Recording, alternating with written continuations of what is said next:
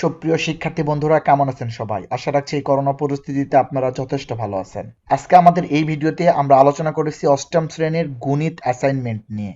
অর্থাৎ পঞ্চম সপ্তাহে অষ্টম শ্রেণীর জন্য যে গণিত অ্যাসাইনমেন্ট দেওয়া হয়েছে, এটির সম্পূর্ণ প্রশ্নের নির্ভুল সমাধান আমরা এখানে করে দিয়েছি। চলুন কথা না বাড়িয়ে সরাসরি প্রশ্নের দিকে একটু লক্ষ্য দিয়েছি।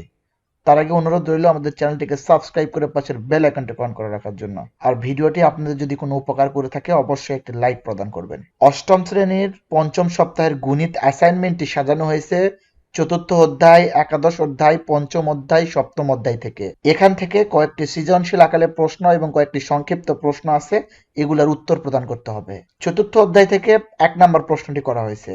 এখানে a plus one by a equal to 5 একটি বীজগণিতীয় রাশি দেওয়া আছে। এর মাধ্যমে 3টি প্রশ্নের সমাধান করতে হবে। তারপরে এই প্রশ্নে কিন্তু 2 নাম্বার প্রশ্নটিও চতুর্থ অধ্যায় থেকেই গ্রহণ করা হয়েছে। এখানে 4টি বীজগণিতীয় রাশি দেওয়া আছে, এটার অনুযায়ী ক, খ, গ এই 3টি প্রশ্নের উত্তর দিতে হবে। তারপরে 3 নাম্বার প্রশ্নটি করা হয়েছে কিন্তু একাদশ অধ্যায় থেকে। এখানে গাণিতিক গড়, প্রচুরক, লেখচিত্র এগুলো দিয়ে কিন্তু এই 3 নাম্বার প্রশ্নটি সাজানো হয়েছে। এখানে একটি ছক দেওয়া আছে, এই ছকের মাধ্যমে ক, খ, গ এই 3টি প্রশ্নের সমাধান করতে হবে। তারপর এখানে কিছু সংক্ষিপ্ত প্রশ্ন দেওয়া আছে, এগুলোর সম্পূর্ণভাবে উত্তর করলেই এই পঞ্চম সপ্তাহের অষ্টম শ্রেণীর যে অ্যাসাইনমেন্ট এটির অ্যান্সার হয়ে যাবে। চলুন কথা না বাড়িয়ে সরাসরি উত্তর পর্বে যাওয়া যাক। তার আগে অনুরোধ রইল চ্যানেলটিকে সাবস্ক্রাইব করার জন্য। আর ভিডিওটি যদি আপনাদের উপকারে আসে অবশ্যই একটি লাইক প্রেস করবেন। আমরা প্রথমে একের ক নাম্বারের সমাধান দিয়ে শুরু করেছি। এখানে প্রশ্নে দেওয়া ছিল a plus one by a equal to 5। আমরা কিন্তু একটি সূত্র জানি, a minus one by a whole স্কোয়ারের অনুসিদ্ধান্ত হচ্ছে a plus one by a whole square minus, তারপরে এখানে আমরা কিন্তু মান বসালেই উত্তরটি পেয়ে যাব। তারপর একের খ নাম্বারের উত্তরে যাই। এখানে যা দেওয়া ছিল তা আমরা তুলে নিয়েছি এবং প্রদত্ত যে রাশির মান বের করতে বলেছে আমরা এখানে সেই রাশিটি লিখেছি। এটিকে ভেঙে সূত্রের মধ্যে ফেলে আমরা মান বসিয়ে দিয়েছি, তাহলে আপনারা কিন্তু উত্তর পেয়ে যাবেন। তারপর একের গ নাম্বার প্রশ্নের উত্তরে আমরা দেওয়া রাশিটি তুলে নিয়ে প্রদত্ত যে রাশির মান বের করতে বলেছে সেটি আমরা লিখেছি। লেখার পরে এ কিউব প্লাস বি কিউবের সূত্র কিন্তু আমরা বসিয়ে দিয়েছি। এখানে সূত্রের মধ্যে বসিয়ে দিয়ে আমরা মান বসালে কিন্তু উত্তর পেয়ে যাব। নিশ্চয়ই আপনারা এই 1 নম্বরের 3টি প্রশ্নের উত্তর সম্পূর্ণভাবে ক্লিয়ার হয়েছেন। আপনাদের প্রতি অনুরোধ থাকবে আপনারা এখান থেকে হুবহু কপি করবেন। আমি নিশ্চয়তা দিয়ে রাখলাম সর্বোচ্চ মার্কস আপনারাই পাবেন। তারপরে আমরা 2 এর ক নম্বরের সমাধানে আসি। এখানে একটি রাশির উৎপাদকের বিশ্লেষণ করতে বলা হয়েছে। আমরা কিন্তু এখানে সেই রাশিটিকে তুলে আমরা কিন্তু এখানে গুণ করে যোগ বিয়োগ করে কিন্তু আমরা উত্তর দেখিয়েছি। আপনারা এখান থেকে হুবহু কপি করবেন। তারপরে আমরা আসি 2 এর খ নাম্বার প্রশ্নে। 2 এর খ নাম্বার প্রশ্নে কিন্তু দ্বিতীয় রাশি, তৃতীয় রাশি এবং চতুর্থ রাশির মান নির্ণয় করতে বলছে। এখান থেকে মান নির্ণয় করার পরে গসাগু নির্ণয় করতে বলছে।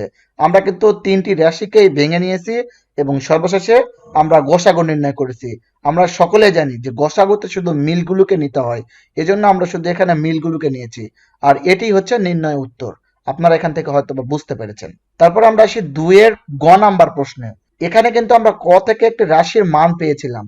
তারপরে দ্বিতীয় রাশিটি আমরা এখানে সমাধান করেছি, এভাবে তৃতীয় রাশি, চতুর্থ রাশির সমাধান করেছি। এখানে কিন্তু লসাগু নির্ণয় করতে বলা হয়েছে। আমরা জানি যে লসাগুতে মিল এবং অমিল 2 ধরনের সংখ্যাকে নিতে হয়, তাই আমরা এখানে মিল এবং অমিল সবগুলোকে নিয়ে অ্যান্সার সাজিয়েছি। নিশ্চয় আপনারা 2 এর সকল প্রশ্নের উত্তর সম্পর্কে ক্লিয়ার ধারণা পেয়েছেন। চলুন 3 নম্বরে যাওয়া যাক। 3 এর ক নাম্বার প্রশ্নে বলেছিল একটি পরিবারের সরণির আলোকে পূরণ করার জন্য। আমরা কিন্তু এখানে হিসাব করে ক নাম্বার প্রশ্নের উত্তরটি দিয়ে দিয়েছি।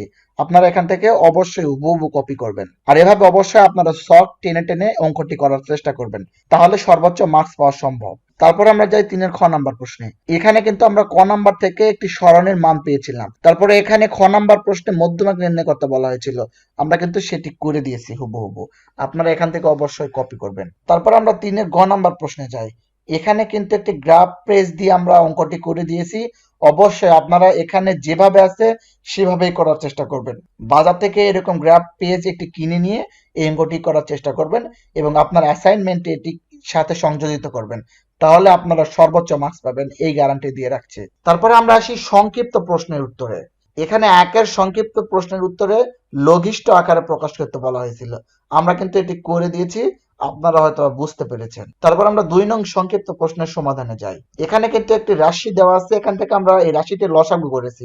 লসাগু করে যোগ বিয়োগ করলে কিন্তু এটির সমাধান হয়ে যাবে। নিশ্চয়ই আপনারা বুঝতে পেরেছেন। তারপর আমরা আসি 3 নং সংক্ষিপ্ত প্রশ্নের সমাধানে। এখানে কিন্তু একটি রাশি দেওয়া আছে, এই রাশিটির প্রথমে আমরা লসাগু করেছি। লসাগু করার পরে যেটি যেটি প্লাস এবং মাইনাস একই ধরনের সেটি কিন্তু আমরা কেটে দিয়েছি। কেটে দেওয়ার পর আমরা উত্তর নির্ণয় করেছি। তারপর আমরা আসি 4 নং সংক্ষিপ্ত প্রশ্নের সমাধানে। এখানে কিন্তু একটি রাশি দেওয়া আছে, এখানে উপর নিচে আমরা কেটেছি। কাটার পরে যে উত্তরটি পেয়েছি এটি কিন্তু নির্ণয় উত্তর। তারপর আমরা আসি 5 নং প্রশ্নের সমাধানে। এখানে কিন্তু একটি রাশি দেওয়া আছে, এটিকে গুণ দিয়ে উল্টিয়ে নিয়ে আমরা কাটাকাটি করেছি। তারপরে যে আনসারটি পেয়েছি এটি উত্তর। তারপর 6 নং প্রশ্নের উত্তরে কিন্তু সেট কাকে বলে এটি জানতে চাওয়া হয়েছে। এখানে কিন্তু আমরা সেটের সংজ্ঞা দিয়েছি। তারপর আমরা 7 নাম্বার প্রশ্নে আসি। 7 নাম্বার প্রশ্নে কিন্তু জানতে চাওয়া হয়েছে সেট পদ্ধতি কয়টি। এগুলো আমরা উদাহরণ সহকারে দেখিয়ে দিয়েছি। এখান থেকে আপনারা বুঝতে পারবেন। তারপর আমরা আসি 8 নং সংক্ষিপ্ত প্রশ্নের সমাধানে। এখানে উপসেট নির্ণয় করতে বলা হয়েছে। আপনারা এখান থেকে সম্পূর্ণভাবে হুবহু কপি করবেন, তাহলেই আনসারটি হয়ে যাবে। তারপর 9 নম্বর সংক্ষিপ্ত প্রশ্নের সমাধানে এখানে দেওয়া আছে কিউ ইকুয়াল টু এত। তারপর আমরা এখানে কিন্তু 42 এর গুণনীয়ক নির্ণয় করে নিয়েছি এবং কিউ এর তালিকা পদ্ধতি আমরা প্রকাশ করে দিয়েছি। এখান থেকে আপনারা কপি করবেন। তারপর সর্বশেষ 10 নং সংক্ষিপ্ত প্রশ্নের সমাধানে আমরা কিন্তু এখানে হুবহু করে দিয়েছি যে পি ইকুয়াল টু যা দেওয়া ছিল এবং কিউ ইকুয়াল টু যা দেওয়া ছিল আমরা তুলে নিয়েছি। তারপর পি সার্বিক সেট কিউ এর মান নির্ণয় করতে বলা হয়েছিল, আমরা কিন্তু এখান থেকে মানটি নির্ণয় করে দিয়েছি। নিশ্চয়ই আপনারা সম্পূর্ণ প্রশ্নের উপরে সম্পূর্ণভাবে ধারণা পেয়েছেন। আশা রাখবো আমাদের এই ভিডিওটিকে আপনারা থামিয়ে থামিয়ে দেখে সম্পূর্ণভাবে কপি করবেন, তাহলেই সর্বোচ্চ মার্কস পাবেন। আর পরিশেষে অনুরোধ রইল, লাইক কমেন্ট অ্যান্ড সাবস্ক্রাইব করে আমাদের সাথে থাকবেন আর ভিডিওটি আপনাদের বন্ধুদের সাথে শেয়ার করবেন যেন আপনার বন্ধু উপকৃত হতে পারে।